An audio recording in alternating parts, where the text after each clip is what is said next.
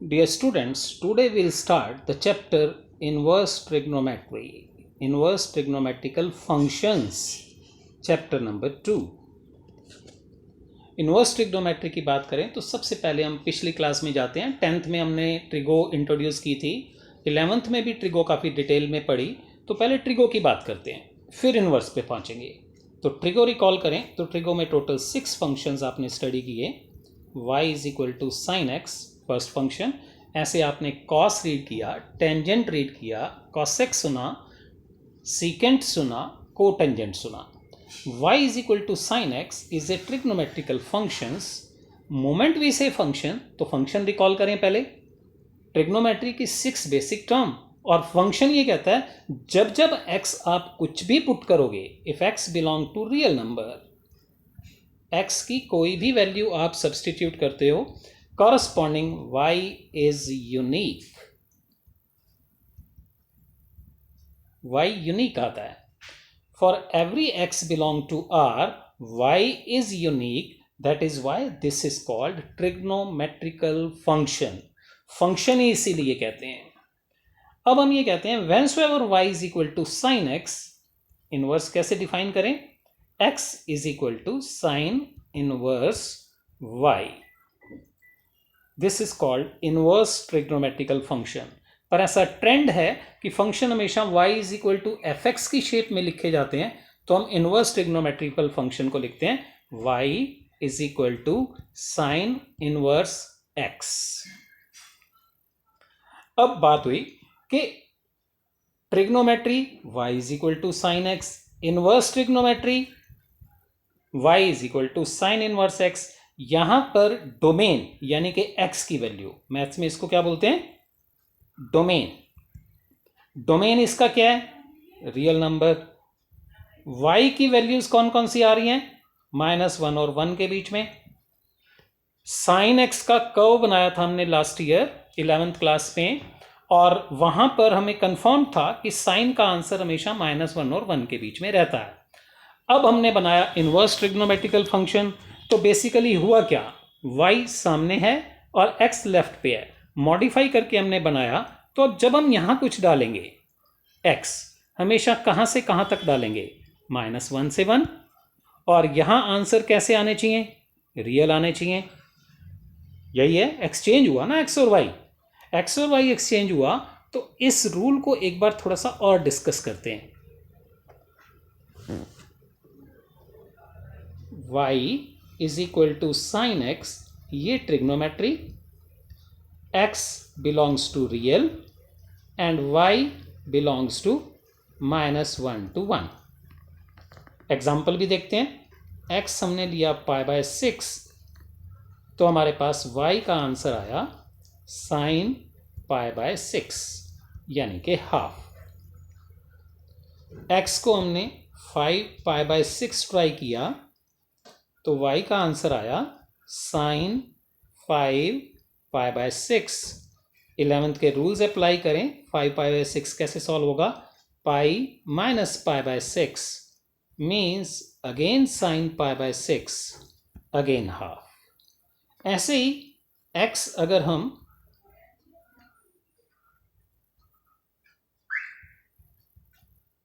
π/6 assume करें, तो y का आंसर आया sign 13π/6 means sine of 2 pi plus π/6 means sine π/6 means half। तो कंक्लूजन क्या बना कि अगर आप x को π/6 डालते हैं तो आंसर हाफ आ रहा है, 5π/6 डालते हैं तो आंसर हाफ आ रहा है, 13π/6 डालते हैं तो आंसर हाफ आ रहा है। y is equal to sin x, then x is sin inverse y। अभी हमने पीछे डिफाइन किया, और y के आंसर्स हमारे पास हाफ आ रहे हैं, तो हमने यहां पर डाला हाफ। तो x के पॉसिबल आंसर्स क्या क्या बने? एक आंसर अभी अभी π/6 बना, एक 5π/6 बना, एक 13π/6 बना, ऐसे और भी बन सकते हैं। अब प्रॉब्लम ये रह गई कि फॉर एवरी डोमेन पार्ट, अब इसको और क्लियर करें,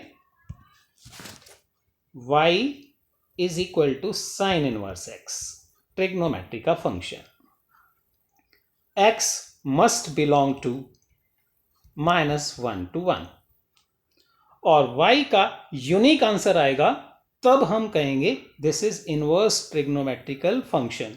लेकिन अभी हमने चेक किया, अगर हम x को हाफ डालते हैं तो y के बहुत सारे मल्टीपल आंसर्स आते हैं।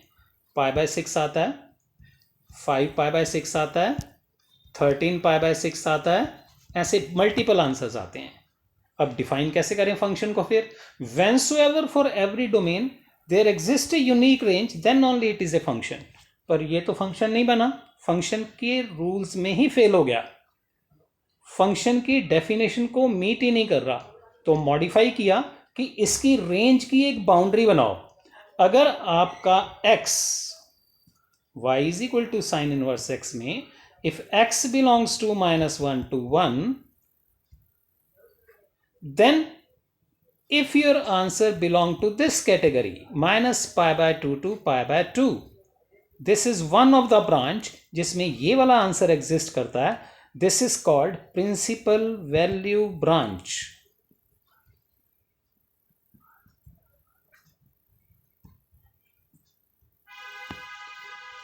PVB, principal value branch. अगर सिर्फ इस आंसर की बात करें, रेंज में सिर्फ इसको पिक करें, then there will be a unique value of y, then we say it is a function, तब हम फंक्शन की बात करेंगे। तो हमें पहले तो ये पता होना चाहिए कि ट्रिगो में हमारी डोमेन रेंज क्या क्या होती थी, तो एक बार डिस्कस करें।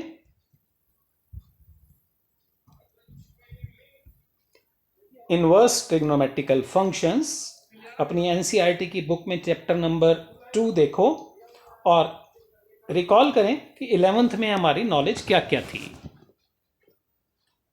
Basic concepts from your last class, sine function, trigo का function, cosine function, tangent function, cotangent function, secant function, cosecant function। There are 6 functions in trigonometry। Because these are the functions, for every domain there must have unique range, they must have unique range। तो पहले हमें clear होना चाहिए domain क्या है इसकी, real number, sine function की domain real number, cosine function की domain real number, tangent function की डोमेन रियल में से ये वैल्यूज छोड़कर, क्योंकि जहां जहां फंक्शन इन्फिनिटी बनता है उन वैल्यूज को हम छोड़ देते हैं क्योंकि आंसर रियल नंबर में ही चाहिए। कॉट की रियल में से ये स्किप होगा क्योंकि कॉट इन वैल्यूज पे इनफाइनाइट बनेगा, like this secant, like this cosecant. ये हमारी 11th क्लास की नॉलेज है। अब बात आती है रेंज की। साइन फंक्शन हमेशा -1 और 1 के बीच में लाई करता है, ग्राफ भी बनाया आपने लास्ट ईयर। ऐसे ही कोसाइन फंक्शन भी -1 to 1 लाई करता है, जबकि 10 कहीं भी जा सकता है, तो पूरा का पूरा रियल नंबर सिस्टम इसकी रेंज है। कोटेंजेंट में भी रियल नंबर सिस्टम, सीकेंट में रियल में से -1 और 1 तक छोड़ के, ऐसे ही कॉसिकेंट में। आपको ये पता है, if x belongs to closed bracket -1 to 1, it simply means x is greater than equal to -1 less than equal to 1। But if x belongs to common bracket -1 to 1 open interval, it means x must lie from -1 to 1। लेकिन -1 भी नहीं, 1 भी नहीं। ये हमारी last year की knowledge है। अब अगर हम बात करें, यहाँ पर हमने अभी साइन फंक्शन थोड़ा सा डिस्कस किया। Since the domain of the sine function is set of all real numbers, trigo में डोमेन में हम कुछ भी डाल सकते हैं। फिर क्लियर करूं, y is equal to sine x, trigonometry का फंक्शन है। x आप कुछ भी, any real number you can substitute here, but range is always -1 to 1। Value of y हमेशा -1 और 1 के बीच में रहती है। साइन का ग्राफ भी हमने चेक किया।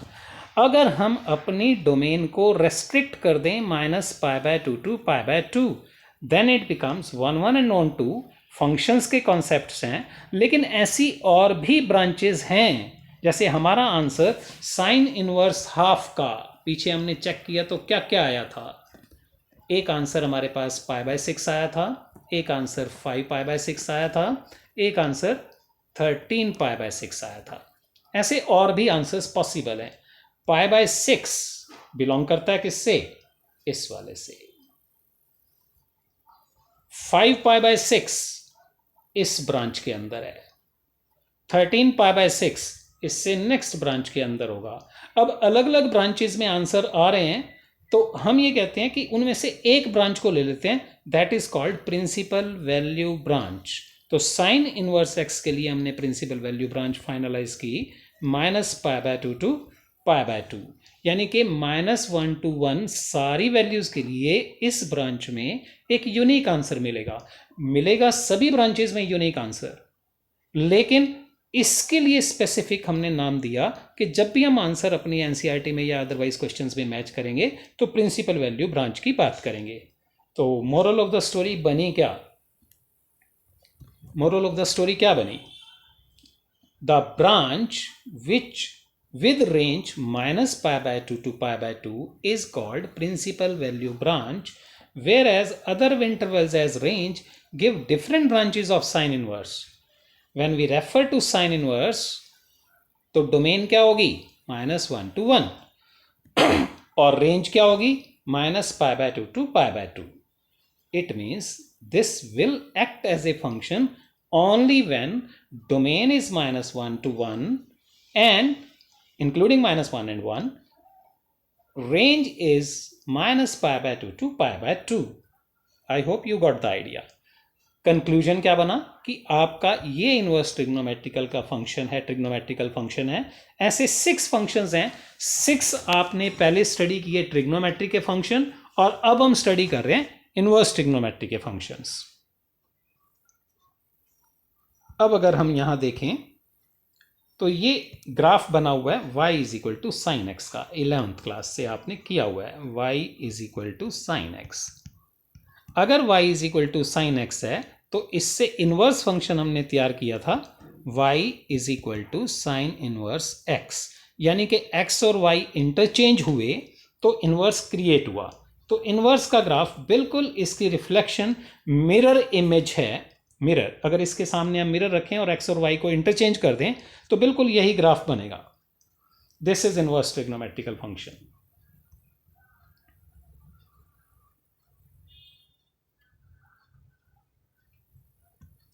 ये इनवर्स ट्रिग्नोमेट्री का फंक्शन है।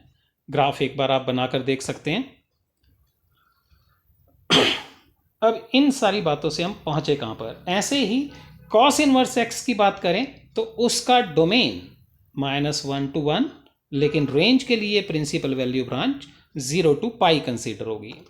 ग्राफ इसके फिर डिटेल में एक बार देखेंगे, लेकिन इससे जो हम कंक्लूजन बना पाए, ये ग्राफ एक बार अगर आपको 11th क्लास के ग्राफ बनाने आते हैं तो आप इनके स्टेप्स ले सकते हैं, लेकिन फिर भी जिसमें प्रॉब्लम आए फिर डिटेल में डिस्कस करेंगे। But moral of the story is this, inverse trigonometry में जो फाइनल कंक्लूजन बना, जो आपको टिप्स पे रखना है हर time, function y = sin inverse x, very first function, उसकी डोमेन -1 to 1 और principal value branch -π/2 to π/2, closed interval. Close का मतलब -π/2 भी इंक्लूडिंग है और π/2 भी इंक्लूडिंग है। यहां पर -1 भी इंक्लूडिंग है, 1 भी इंक्लूडिंग है। Second function is y = cos inverse x. Cos inverse x. This is your function. Principal value branch 0 से π तक और इसकी domain -1 to 1. Like this, cosec पूरे रियल नंबर सिस्टम में से -1 to 1 छोड़े जाएंगे, मिस किए जाएंगे, r माइनस इस ओपन इंटरवल -1 to 1 और इसकी प्रिंसिपल वैल्यू ब्रांच -π/2 से π/2, लेकिन 0 को छोड़ के। हर वो पॉइंट मिस होगा जहां आप इनफाइनाइट आंसर ट्रिगो में लेते थे। ऐसे ही आपको ये पूरी टेबल माइंड में रखनी है, लर्न करनी है, सो दैट क्वेश्चंस करते हुए दिक्कत ना आए। अब हम बात करते हैं कौन कौन सी बातें आपको ध्यान में रखनी है। हमने कहा फंक्शन है y is equal to sine inverse x, y is equal to sine inverse x, पर इसका कहीं भी ये मीनिंग नहीं है कि ये साइन की पावर -1 है. Sign inverse x should not be confused with sin x to the power -1. In fact, sin x to the power -1 is 1 upon sin x, and similarly for other trigonometrical function. This is totally different from this one. ये आपस में different हैं. ये कभी भी ऐसे नहीं लेना कि इसका मीनिंग ये ले लो. One is sine inverse x, one is sine x to the power -1. Symbol इसका -1 पावर में जरूर है, लेकिन वो साइन के जस्ट बाद लिखा गया है. रहेगा माइंड में. First note, wherever no branch of an inverse function is mentioned, we mean the principal value branch of the function. जब तक क्वेश्चन में कोई ब्रांच मेंशन नहीं है तो हम मानकर चलेंगे कि वो क्वेश्चन प्रिंसिपल वैल्यू ब्रांच का है. The value of inverse trigonometrical function which lies in the range of principal value branch is called principal value of inverse trigonometrical function. I hope it is clear. ये चीज़ें आपके mind में रहेंगी. अब इस question पे आते हैं. Find the principal value of sine inverse half.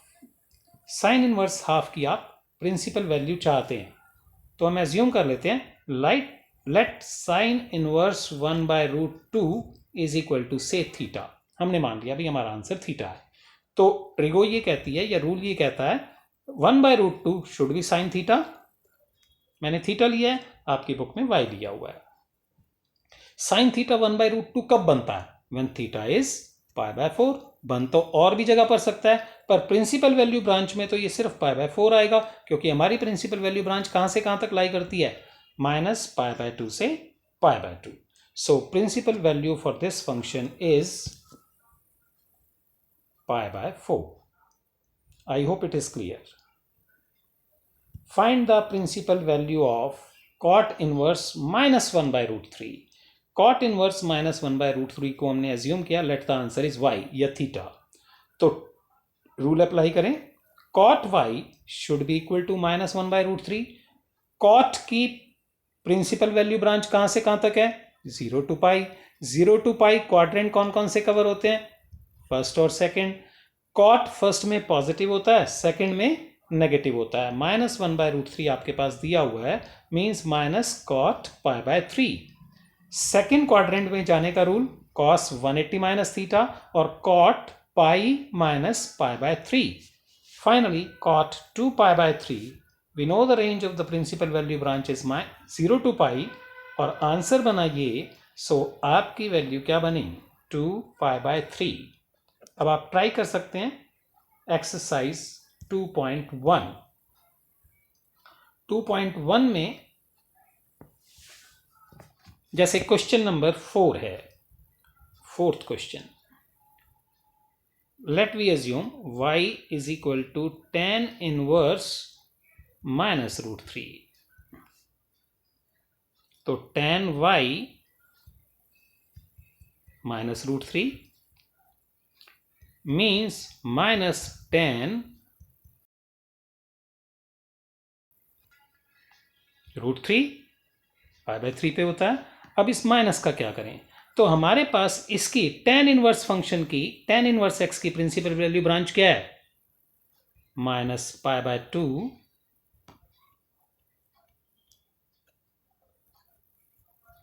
to π/2. ये हमारी प्रिंसिपल वैल्यू ब्रांच है. अब इस ब्रांच में जाने के लिए कहां जाएं? क्वाड्रेंट कौन कौन से हैं इस ब्रांच के हिसाब से? फर्स्ट और फोर्थ. तो ये बना tan of -π/3. tan of -θ is -tan θ. तो y का आंसर क्या आया? -π/3. This is called principal value. एक बार आप ट्राई करके देखो और फिर इसके डाउट्स मार्क करो, शेयर करेंगे. आप कर सकते हैं सारे के सारे क्वेश्चन. जैसे ये क्वेश्चन 2 पार्ट्स में है. 14th क्वेश्चन, एक बार पहले इसको सॉल्व करो, इसका आंसर अलग से कैलकुलेट करो, इसका आंसर अलग से कैलकुलेट करो, फाइनली सिंप्लीफाई करो. लेकिन ये ध्यान रखना कि आंसर प्रिंसिपल वैल्यू ब्रांच से मैच करता हो. That's all for today. Thorough करिएगा, तभी ये टॉपिक आगे समझ में आएगा। Thank you.